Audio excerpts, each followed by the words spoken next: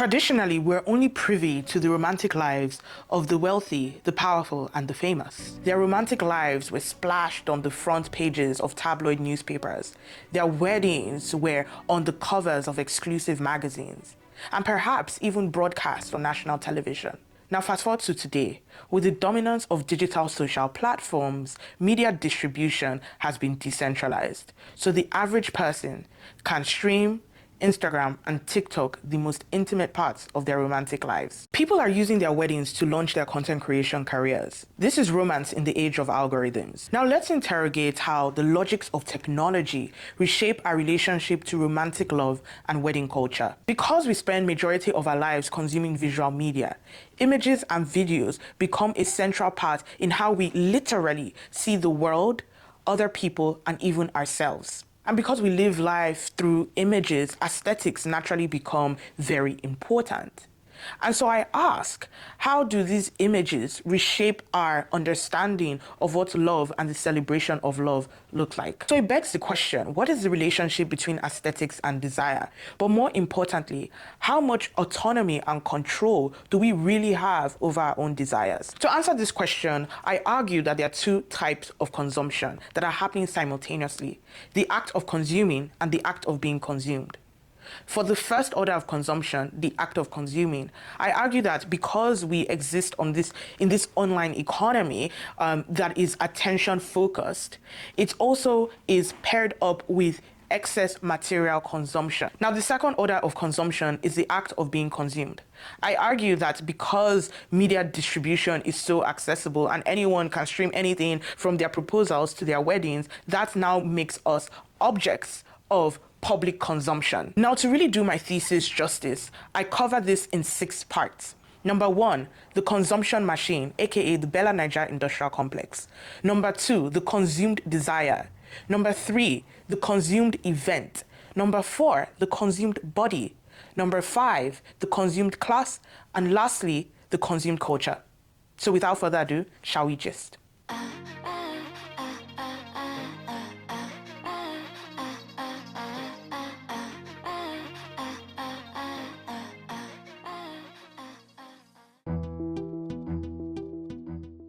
Last year, I tweeted that people are using their weddings to launch their content creation careers. A year prior, I had also said that proposals were all looking the same, and there was this increasing sameness and homogeneity in romance and the expression of romance. In both of these instances, my sentiments were met with significant outrage. And then it dawned on me that when one criticizes something that people desire, it evokes a strong sense of anger and defense. Now, allow me to be candid with you. Critical thinking is, of course, easy when you criticize something that you feel you are immune to or above than. But we must interrogate what we also desire and aspire to. I interrogate what I desire. We must interrogate what we desire and aspire to. Now, I recently came across a report by Carrie Wise titled "The Cost of Yes, I Do." And what stood out to me were the reported figures. For traditional Nigerian weddings, photography and content-related video shoots represented the second highest cost.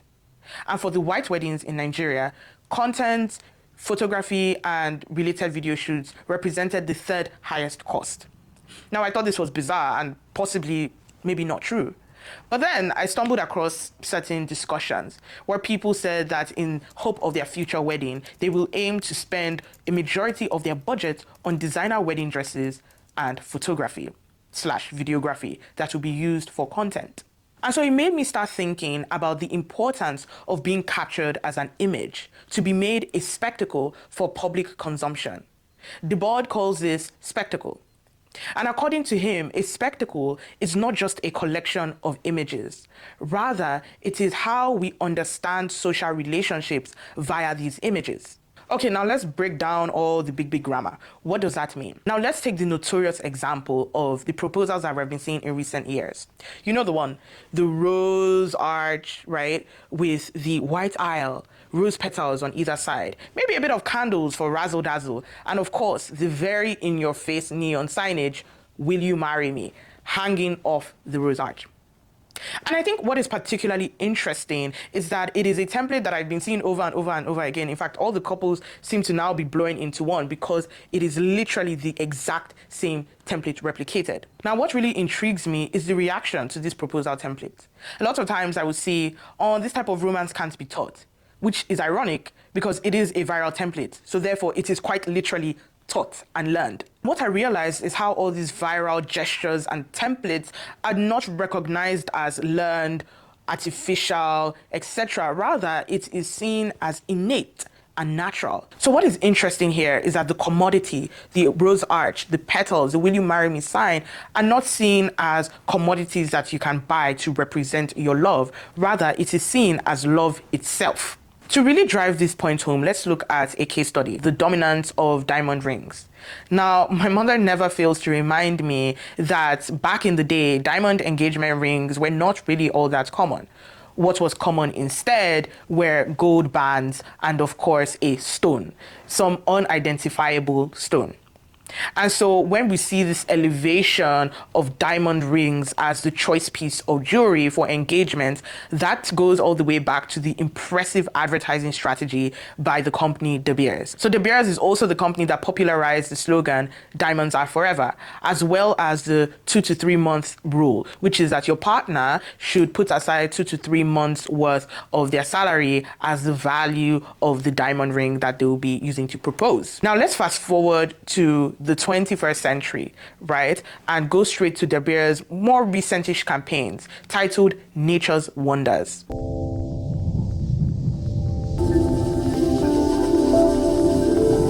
You can see that with the jewelry and the rings, it is juxtaposed against natural elements such as oceans and the rocks and the skies and the beach. The diamond ring is not this symbol of love. It is not a commodity that symbolizes or represents love, but it is love in itself. It is as natural occurring as the beach, as the rocks, as the skies. What we're seeing is the transition from commodity as a symbol to commodity as nature. So now when we bring it back to that proposal example of the rose arch, the petals, the neon will you marry me sign, the more it is repeated and repeated, it doesn't seem as some artificial viral template, but rather it is seen as natural. The more times you see something, the more it naturalizes itself. So it's not seen as, oh, you're buying this to show your love, but now we associate this image to love itself. BBL Naija, they're really good at what they do, in the sense that you'll see at least 5 posts every day. There'll be a love story, there'll be a that'll make you go, oh, I really want that.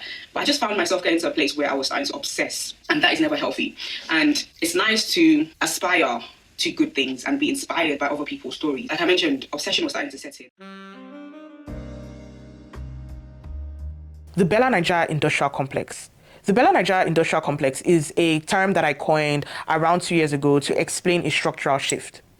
Now, of course, as I mentioned before, when we look back or prior to the 2020s or even the 2010s, what was common were elite magazines like Ovation and national newspapers only cover the weddings of the powerful, wealthy, and famous. But then let's go to 2006 with the launch of the BBL Naija blog, which was an instant hit. It was so popular that they created a vertical dedicated to weddings. And so there was a disruption within the media economy where anyone, the average Nigerian, can be featured as long as you had the right aesthetic. Now, what BBL Naija introduced was historically unprecedented. Real weddings by real Nigerians. And so BBL Naija became a public aspirational archive of real Nigerian weddings. Now, here's where the complexity lies. Although BBL Naija did broaden access, it still had to maintain a certain editorial logic, right? So it had to make sure that it performed well. And because there was a certain editorial standard, we tend to see that certain aesthetics would be featured. And I think it's almost like a chicken and an egg situation. Is it a case where we feature certain aesthetics because it performs well for social media, or we feature the aesthetics first and then it happens to perform social media and then we keep on pushing the same aesthetic, same type of wedding, same type of dresses, same type of... It's a chicken and an egg situation. It's a vicious cycle because it is one big circle. It is a circuit, if you will. Now, here is where the complexity lies. While Bella Naija did broaden access, they still had editorial standards. It is a business venture after all. And so it had to maintain a certain editorial standard. Therefore, Bella Naija was not only documenting weddings, they also set the standard of what's desirable looks like. So over time, it produces a certain feedback loop where certain weddings will trend, not because they are inherently superior, but because they are favored by the algorithm. Because the way algorithms necessarily work is by pattern recognition. So if they see that people like, these proposals with the rose arches, or they like a wedding that has a certain designer, that is the type of image that we keep on seeing over and over and over again. And so what that also means is that we have a narrow set of references, visual inspirations to go off of. Now, this system does not merely reflect cultural preferences, it sets the standard. Now, let's take, for example, in 2013, Bella Naija published a blog on what they think would be huge for Nigerian weddings. And destination weddings were one of them. All the way in 2013, let me tell you for free, destination weddings were not a thing like that, at least in the Nigerian sphere, or rather specifically Lagos, etc. So they were about maybe even a decade earlier than when we started to see this trend of destinations really pop off. So again, they don't just document what's happening, they set the standard. Because how in 2013, you are predicting that destination weddings will be this major thing. And then 10 years down the line, everyone and their mom is trying to do Le Como. I don't know. Now let's rewind to the controversial tweets that I had made earlier. Number one, how people are using their weddings to launch their content creation careers. And then, of course, number two, which is that there's this homogenization of romance. All proposal and weddings look the same. A common rebuttal that I got with those tweets were that, we always had wedding coverage, we always had Ovation magazine, we had bridal magazines, we had reality TV shows, etc. That is right. But like I said, because we can now distribute media as long as you have an internet connection, there is volume that we never had before, right? So before, we only had a handful of magazines. We only had a handful of reality TV shows. Now you can literally get on YouTube and scroll, and you see all sorts of people publishing their weddings. You have all sorts of pictures by different accounts. In fact, I saw a tweet the other day, and someone had posted their beautiful, gorgeous wedding, and someone had commented, "Everyday new ideas, my head hurts." Exactly. It is the volume, it is the scale that we have never, ever seen it before at this rate. The sheer volume and the sheer scale that is unprecedented. Man is a creature that does not know what to desire, and he turns to others to make up his mind. We desire what others desire because we imitate their desires. These are the words of René Girard, who argues that all human desires are imitations. They are a copy of someone else's. He calls this mimetic desire. According to Girard, mimetic desire is like a triangle. Desire is never simply a relationship between a subject and an object of desire, i.e., I want this. I being the subject, this being the object of desire. Rather, there is a third party, the model, where the model's desire for that object makes you want to desire it. I.e., I want this because Y likes this. So let's take a very practical example. Get ready with me for my destination wedding at Le Como. Now, you, the spectator, seeing the bride desire this destination wedding in Le Como now makes you want to desire Le Como as a destination wedding. That is according to Girard's theory. Now, Girard's theory of mimetic desire has many flaws. Firstly, I don't find it sophisticated enough. This whole notion that all human desire comes from imitation, from wanting what other people want.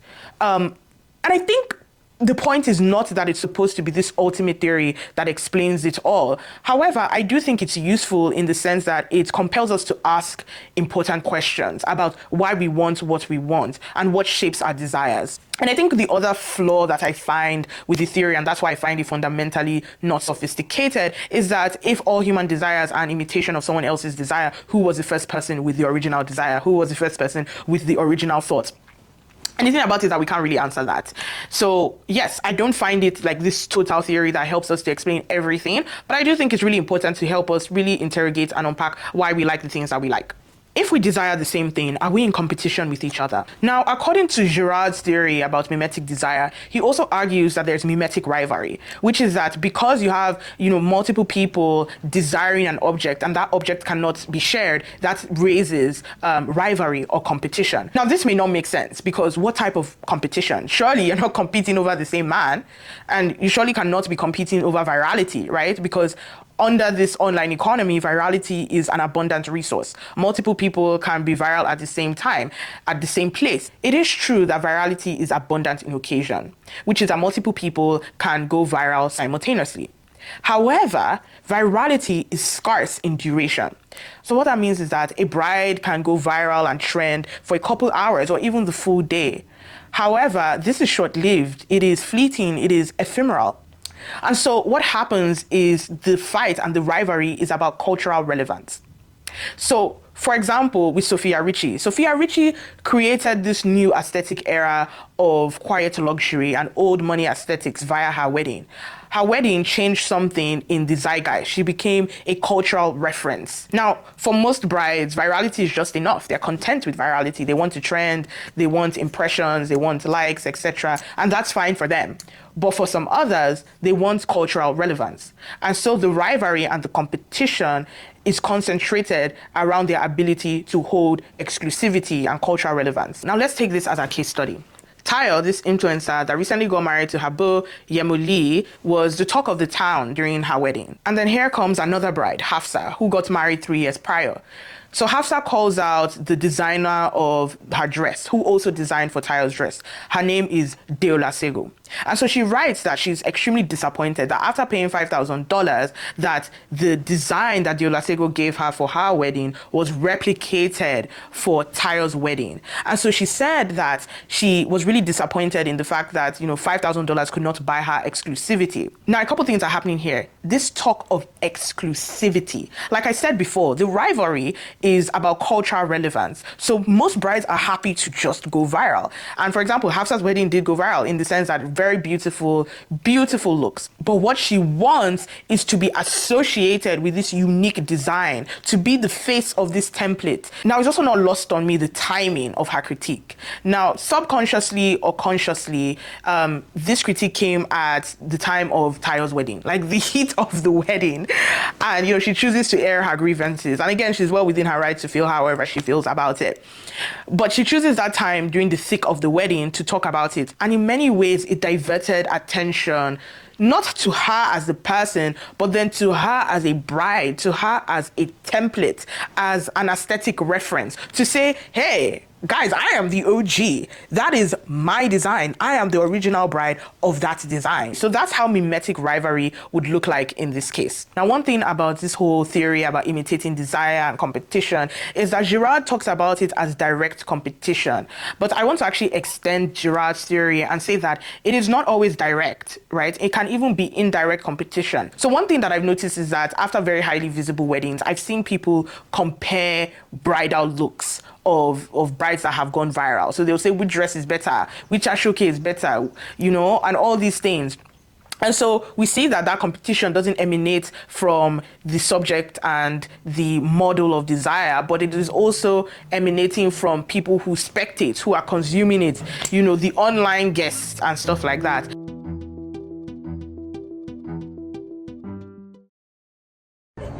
Y'all man didn't get y'all this. Y'all man didn't put that.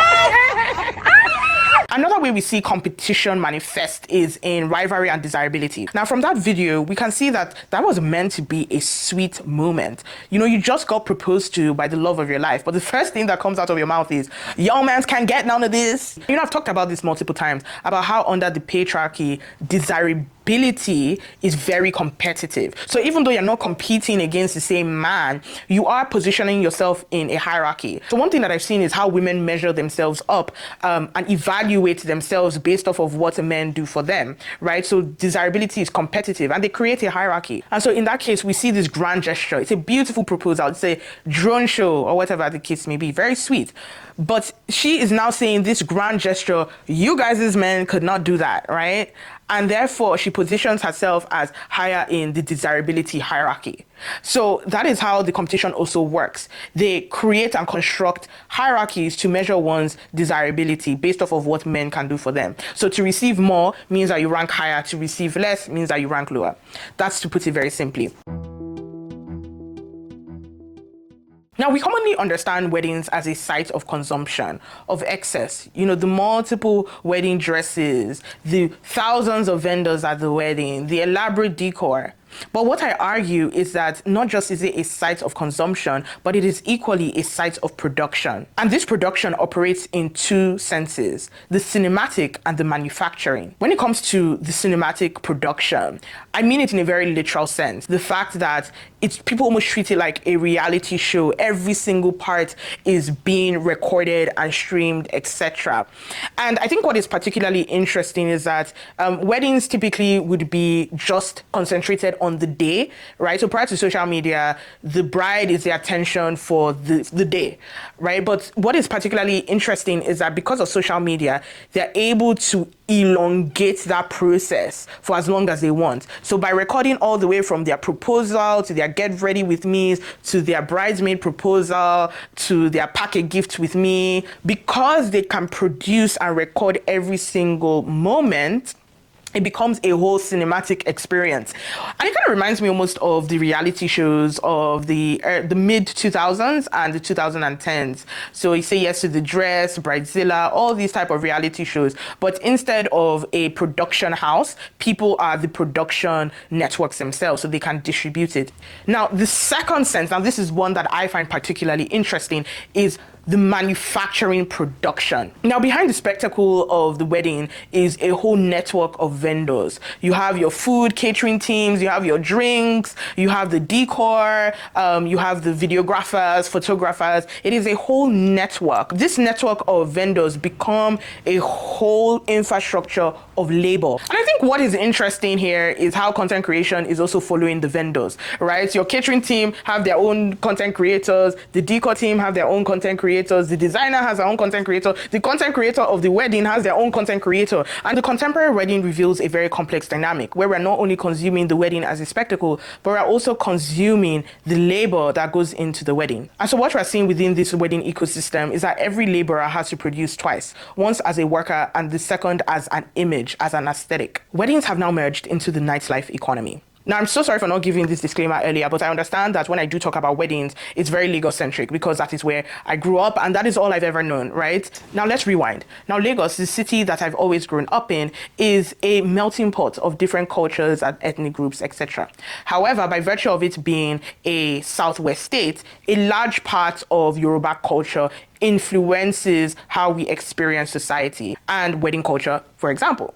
Right, so let's talk about the Owambes. So the Owambes are a very Yoruba-style, traditional, very large, extravagant gatherings. So Owambe translates from Yoruba as, you know, it is there, or it is happening there. Some of the popular hallmarks of the Owambe would be the Ashwebi, which is known as the family cloth. So what that means is that everyone picks like the same material, either in color or in both color and material style. And another thing that we see as the hallmark of the Owambes, right, would be the large guest list. So both invited, but the uninvited, aka the Mugbo Muya. Through the process of cultural osmosis and just different ethnic groups coexisting alongside, what we see is that a large part of that Owambe Yoruba tradition has now made its way into encapsulating, you know, the broader Nigerian wedding culture. Now, at first glance, one might argue that the contemporary wedding is just a continuation of the Owambe culture that we have always grown up to love and recognize.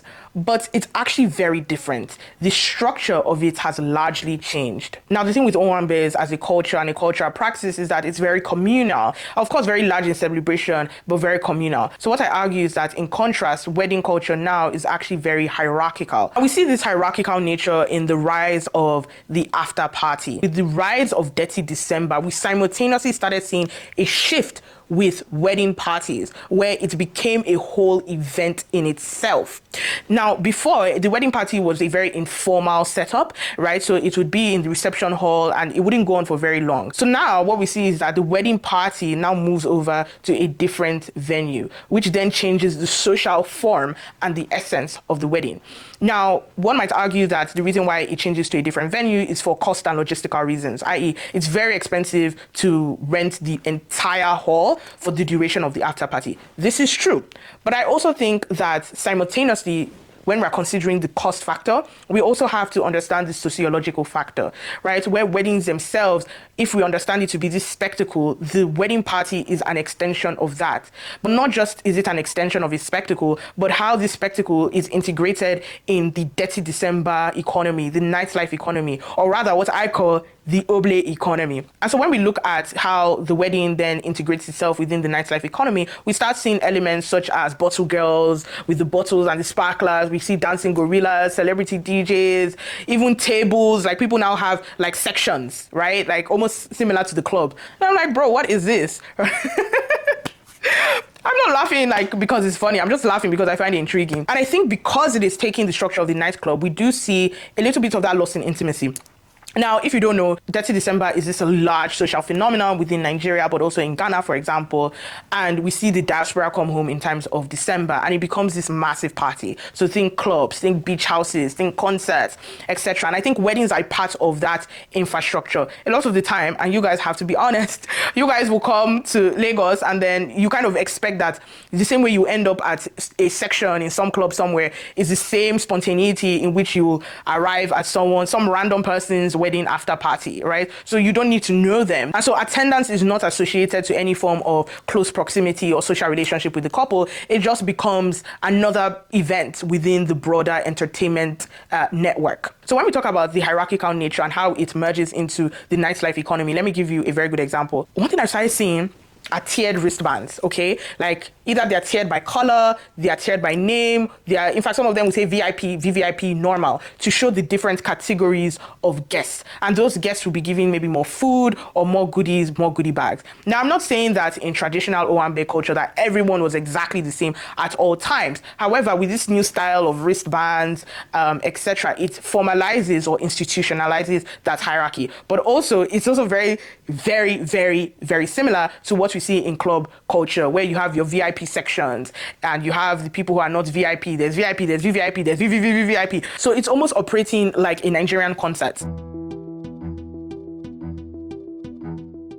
Now let's talk about the consumed body. The wedding produces a very particular kind of body. Historically, the bride's body has always been tightly regulated via shapewear, dieting, and exercise. So the whole purpose was for her to fit into the dress. So the dress is not seen as something that simply adorns the body, but is something that structures and regulates and even disciplines the female body. For us to really deeply understand it, let's look at corsets and the rise of corset culture in Lagos. Corsets are undergarments that originated from Europe and were prominent between the 17th to the 20th century. And so the whole purpose of the corset was to structure and discipline the female body into this hourglass silhouette. Now, of course, this fashion of corsetry then became popular in Nigerian fashion in the 2020s. Now, one thing about Nigeria, when something lands in Nigeria, it must always be different. Again, we talked about how, in terms of the origin of the corset was largely an undergarment.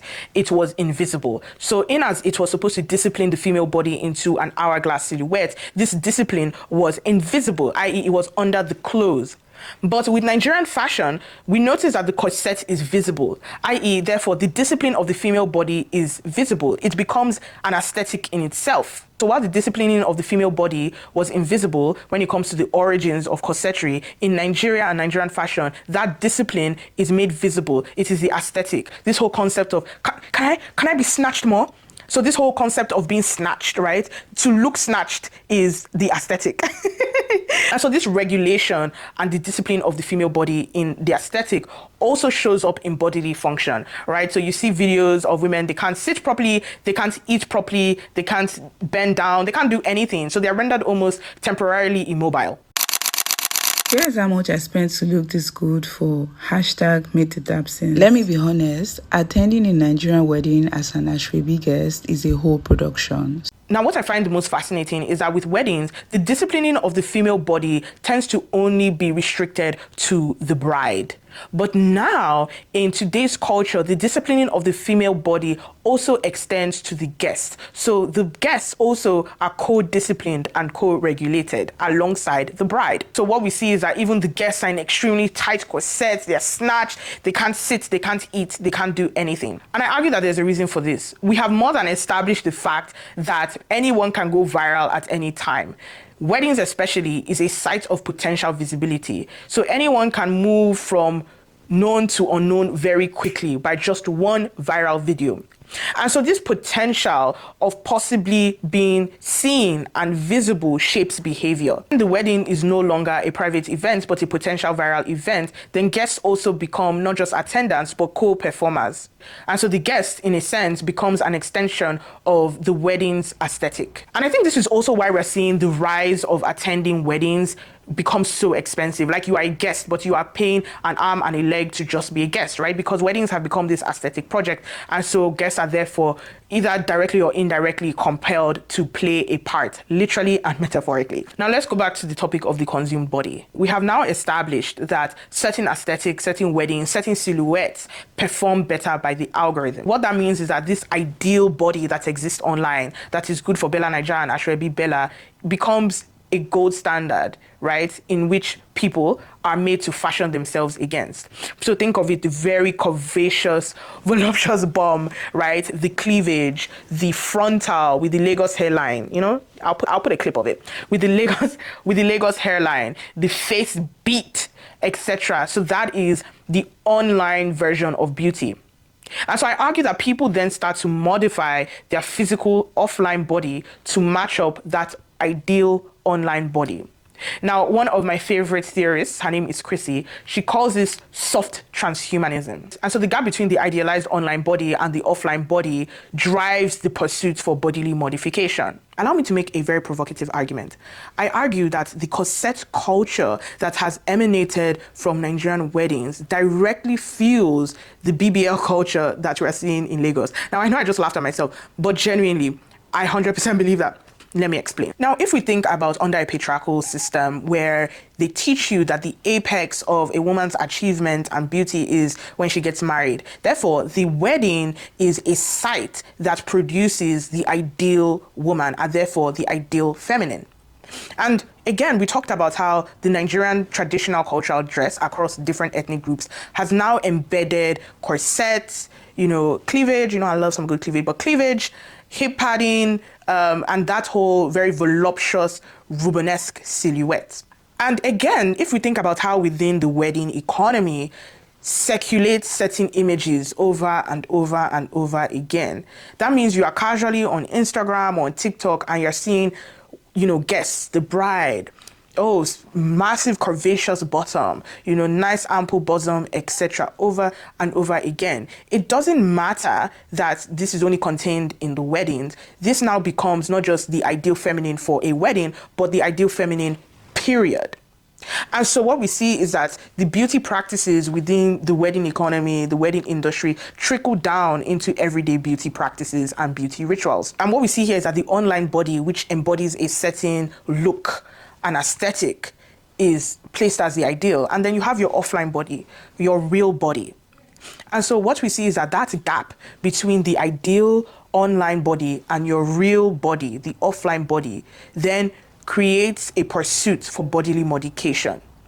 One of my favorite theorists, Chrissy, calls it soft transhumanism, the way we augment our offline body in order to replicate and to match up with this ideal online body.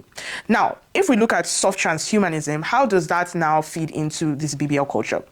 As I've argued, we consistently see image upon image upon image of guests, of brides go viral. And so we then see it as one of the standards of beauty, whatever is happening in that space. And that curvaceous body is one of the products. And so what happens is that people try to modify to match up to that ideal in various ways. You know, BBLs for one is an obvious one. But then there's another alternative way, which is what I call BBL Sachetisation. Now let's talk about the sachetization of BBLs. Nigerians have always innovated around poverty via sachetization. Now, sachetization is this idea of taking a product and downsizing it into smaller packaging at a reduced price to enable the everyday person to afford it. So think of it as sachet milk, sachet cooking oil, tomato paste, sachet soap. We're seeing this phenomena actually seep into the beauty economy via corset culture, non-regulated drugs that promise to enhance your curves, and of course, shapewear. So now you don't need 3 to 5 million naira to get that voluptuous body. For a fraction of the price, you can get this. And then you want to really emphasize your hip and your butt in a way that is super obvious. You want people to know that you're wearing something. You want people that know that or think that you can't work done. Or this. Are you looking for a short hip and butt pad that can under your short dress? The importance of this sachet BBL via corsets, hip padding, and shapewear is the temporality of it, the ability to do and undo, to embody this ideal internet body that is good for Bella Naija and Ashwebi Bella, yet return to your organic body. So basically, you get a BBL look for a fraction of the price. And you know, another conversation with this beauty standard issue is also the casual anti-blackness that we see. So there was a discussion about a recent bride, her lace was lifting and the video went viral. And the discussion about, you know, maybe we should pivot away from frontals, right, as a hairstyle, as a default hairstyle for brides. And I had made a tweet concerning that, and then someone replied saying, and wear what, braids? And I'm like, why is braids a derogatory term? Why is natural hair a derogatory term? Why is your own hair not kind of an option to consider? It's really sad, the low racial self-esteem, the anti-blackness that again is embedded in like the wedding culture.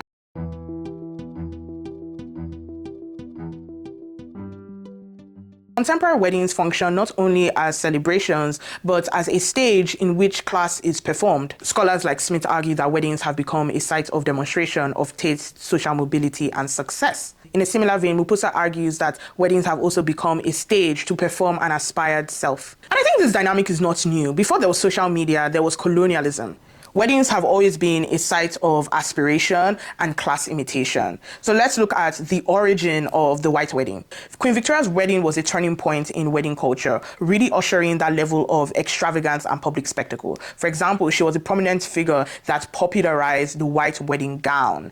That's number one. Number two, she had a 3-tier cake that was weighed around 300 pounds. So this was in an era where people have a single layer of just fruitcake.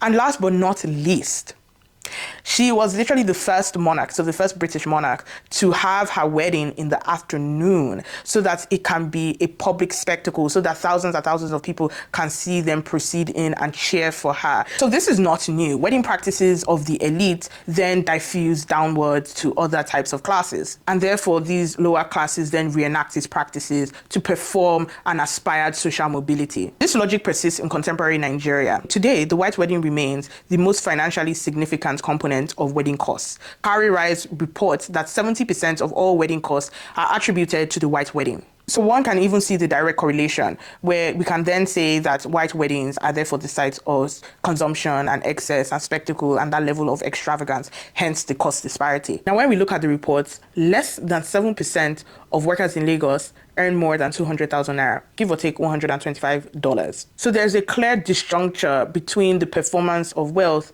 and the economic realities that underpin it. So the result is that there's a gap between this performance of consumption versus the economic realities that underpin it. Now we understand that that gap is now increasingly being closed by loan institutions that are giving loans for weddings and of course family contributions. Now to understand this, we'll have to deploy Irving Goffman's theory within presentation of self, where he argues that people present different things to different audiences depending on the context. So for example, people will perform a certain version of themselves so they can be associated with certain attributes like luxury or wealth, etc.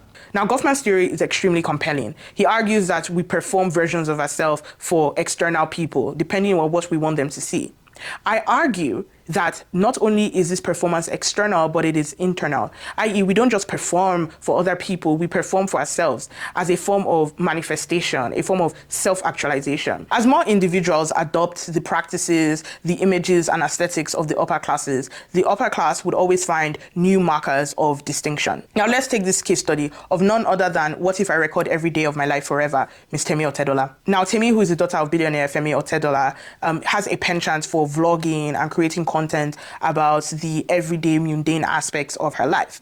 However, she held back and restrained that during her wedding, where it was not recorded in real time. And in fact, it was incredibly difficult to get access to any form of footage or images or pictures, only for the official images to be released by Vogue, as she had just secured a Vogue feature. So what is interesting here is that because the everyday person can now stream TikTok, Instagram, their weddings, that level of accessibility is now becoming pedestrian and common. So now we see people who have certain backgrounds fall back to legacy media such as Vogue, which signals a different order of exclusivity and class difference. It's basically a case of no be anybody will get money go enter. I even think if we look at the venues of the wedding, right, destinations that have become increasingly popular for upwardly mobile Nigerians such as Dubai and Morocco, Temi went the other route, right, by choosing Iceland as her choice destination for her white wedding. And even when she did the traditional in Dubai, it wasn't some rented venue. Her father had to buy 2 homes. Her father had to buy 2 houses for the purpose of her wedding. So again, creating that distance between aspirational mainstream. Now, if we turn to our attention on the styling for her wedding, there was a lot of commentary about how she did not use top Nigerian designers such as Vicky James and Tubo, who, like I mentioned before, are now associated with the extravagance of Nigerian weddings. And they are very expensive. It comes with a very hefty price tag. Now, I do typically find it crass when people do those distinctions of old money versus new money, but I do think it's worth noting that there are some class differences. So it is true that these top designers, top Nigerian designers like your Vicky James and your Tubo, etc., they are extremely expensive, but they are also seen as an aspirational brand for the urban professional class or even the urban entertainment class, so like your celebrities, etc. Temi, for example, comes from a whole different world of generational money, right? So it's not existing within the entertainment class or the professional class, right? And so that is also why we're seeing that difference in choice. And so what we see instead is Temi opting into kind of a more Western couture like Zac Posen, etc. Now, it's important to note that there was an exception where Temi used a Nigerian designer for her aquacha, right? So her Igbo attire. So she used Lisa Folario. However, there's a distinction here. Lisa Folario comes from a very prolific family, the Folario family, right? And they also have very close ties with the Otedola family. And so what we see here is that there's also that class solidarity within that choice. Extravagant weddings function as a form of soft power for the wealthy. Someone had tweeted, "I don't like wedding season on Nigeria Twitter. It feels like a distraction planted by the CIA and sponsored by the patriarchy." In many ways, they're right. I do feel that weddings from, let's say, politicians, the royal family, etc., form as a way to depoliticize wealth disparity, almost as a form of distraction. In fact, BAT calls this process mythologies. So mythologies, according to BAT, is the central function of the myth is to render cultural, ideological, and historical realities into something that appears natural, innocent, and timeless. By doing so, bourgeois norms such as individualism, patriotism, and capitalist consumption are presented as universal common sense. BAT even punches a bit harder by talking specifically about weddings and how weddings are used as a mythology to mask income inequality, consumption of the wealthy. He says this: "The same natural varnish covers up all national representations. The big wedding of the bourgeoisie, which originates in a class ritual, the display and consumption of wealth, can bear no relation to the economic status of the lower middle class. But through the press, the news, and literature, it slowly becomes the very norm as dreamed, though not actually lived, of the petite bourgeoisie couple." I think let's make that super simple, right? The wealthy, the powerful, and the famous seem very distant. However, with weddings, it appeals to a universal human emotion, love. That's relatable. We all feel love. And so it naturalizes any form of consumption that happens during the wedding. After all, they're just celebrating love, the love of a young couple. How could you possibly argue about that? For example, during Temi Otedola's wedding, when her father casually mentions that he bought 2 homes in Dubai to celebrate the wedding, it did not raise any eyebrows or any questions about why someone has so much wealth in an economically poor country like Nigeria. Instead, it was a case of, this is how the rich right. So, in fact, not only do we naturalize this income inequality, but it becomes of worthy praise. In fact, this logic has been well hacked by the British royal family. For decades, there have been public debates about their relevance and the need for them to stay or go, but they tend to almost erase that conversation from the public memory, at least temporarily, by broadcasting royal weddings to also increase the public perception and public goodwill towards them. So it redirects attention away from structural inequality and towards personal aspiration. You know, statements like this is how the rich write, or for example, even Sophia Rich's wedding and how that inspired an aesthetic that has plagued the 2020s with old money, quiet luxury, and minimalism. So yes, I do think weddings humanize that inequality and humanize that disparity. It is a form of distraction in many ways. Now, one might argue against this point and say, well, the documentation of these elite weddings, is it really about promoting or pushing some propaganda, or is it just documentation? Dele Momodu, the owner of Ovation magazine, actually weighs in on this topic. Now, his magazine has been well known for covering the elite functions, from weddings to owambes to birthdays. And so the conversation came up in that, is he promoting this excess or is he simply documenting it? And this is what he has to say. Your business and your flagship magazine that you're known for, Ovation, has been criticized in the past for promoting flamboyance, ostentatious living. In Nigeria today, we are celebrating a lot of people whose source of wealth is at best dubious. And your business seems to be at the heart of that. Don't you accept that there's a degree to which that is true? No. I will repeat it. I said, in a wedding, what do we cover? Wedding, funerals, birthdays, and things like that. And lifestyle. Mainly weddings. I am telling you that it is wrong to assume that because you report, what you have done is to change the word reportage to promotion. No, we took a concept which has been developed all over the world, be it hello, be it okay, be it whatever. The difference between us and them is that here, maybe there is a world of difference between what we see as achievement and what others will see as achievement. If there is a wedding, my job is to cover it. I don't pass opinion. I won't say you are not a thief when you are a thief, or say you are a thief when I don't have any facts that you are a thief. My job is to report. Does society have a responsibility not to condone the lifestyle of people who have clearly not earned their money? Now, in terms of my thoughts, I obviously believe that media is not neutral, right? It is politically charged. And so I think it is a bit of an understatement to say that one covering the elite high society is just documenting it. And rather, I think it does serve an ideological function, right? In a bid to distract, to humanize inequality.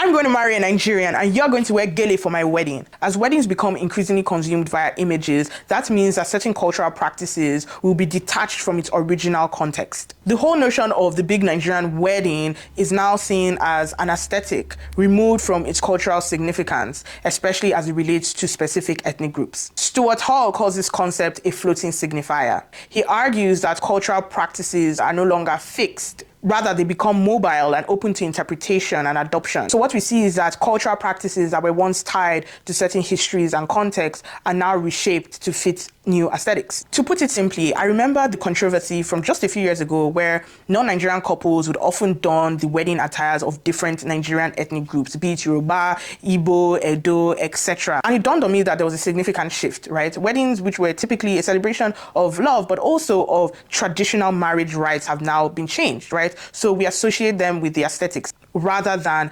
adopting their own cultural attire and aesthetics. Now, I'm going to be real. This is not something only limited to non-Nigerian couples and their guests, but it's something I've also been seeing within the culture, right? So where different ethnic groups would maybe even wear other ethnic groups' clothes. So let me give you this example. A recent bride was trending, a Yoruba bride wearing her ashoke, and she looked phenomenal. And someone commented that, oh, seeing this ashoke makes me want to be a Yoruba bride. For context, the person that tweeted is not Yoruba. And so what I found bizarre is that you have mapped on an ethnicity to an imaginary partner in hope that it will give you cultural legitimacy to wear someone else's attire. Now, let me give you another example. Recently, Ijaw brides have been going viral for the money spraying practice. So basically what happens is that the groom, his friends, and the groomsmen family would, spray the bride with money until she smiles. And so I now started seeing people comment saying, oh, can I adopt this practice as a non-Ijaw bride? Or I'm going to adopt this practice, I don't care, things like that. Now, I'm going to say that culture is obviously not static. It's not fixed. It evolves and it should evolve. However, we do need to ask why we want to adopt certain dating practices, and to what extent we are honoring the significance of the cultural meaning it embodies. All in all, it is important to interrogate how this online attention economy has reshaped the conditions of romance and how we experience romantic love, but more specifically, wedding culture. Thank you so much, and I hope you enjoyed that. So here are some notes from me, Political Baby. I just wanted to say a massive thank you. This has been a long time coming. And for the new people that are just finding me now, welcome. This is Political Baby, baddie scholar, period, revolutionary shorty. And yeah, let's get ready for the next video essay.